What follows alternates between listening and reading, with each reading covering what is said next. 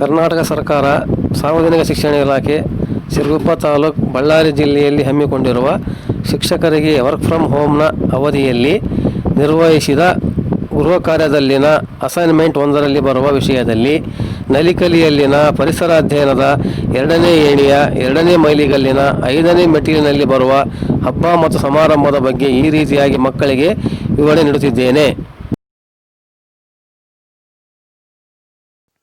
ಮೊದಲನೆಯದಾಗಿ, ಸಾಮಾನ್ಯವಾಗಿ ಮನೆಯಲ್ಲಿ ಆಚರಿಸುವ ಹಬ್ಬಗಳ ಪರಿಚಯ ಮಾಡಿಕೊಡುವುದು ಮತ್ತು ಸಮಾರಂಭಗಳ ಪರಿಚಯವನ್ನು ಮಾಡಿಕೊಡುವುದು.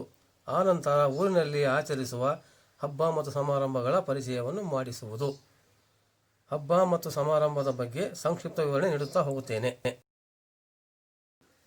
ಮೊದಲನೇದಾಗಿ ಹಬ್ಬದ ಬಗ್ಗೆ ಹೇಳುತ್ತಾ ಹೋಗುತ್ತೇನೆ. ದೀಪಾವಳಿ, ದಸರಾ, ನಾಗಪಂಚಮಿ, ರಂಜಾನ್, ಯುಗಾದಿ, ಕ್ರಿಸ್ಮಸ್, ಗೌರಿ ಗಣೇಶ ಹಬ್ಬ, ಜಾತ್ರೆಗಳು, ಮೊಹರಂ, ಮಣ್ಣೆತ್ತಿನ ಅಮಾವಾಸ್ಯೆ, ಗೌರಿ ಹುಣ್ಣಿಮೆ. ಅಂತೆಯೇ ಸಮಾರಂಭಗಳನ್ನು ತಿಳಿಯೋಣ. ಮದುವೆ, ನಾಮಕರಣ, ಸೀಮಂತ ಕಾರ್ಯ, ಹುಟ್ಟಿದ ಹಬ್ಬ, ಪುರಾಣ ಪ್ರವಚನ ಇವೆಲ್ಲವೂ ಸಮಾರಂಭಗಳಲ್ಲಿ ಬರುತ್ತವೆ. ಇವುಗಳಲ್ಲಿನ ಕೆಲವೊಂದು ಪ್ರಮುಖ ಹಬ್ಬ ಸಮಾರಂಭಗಳನ್ನು ನೋಡೋಣ.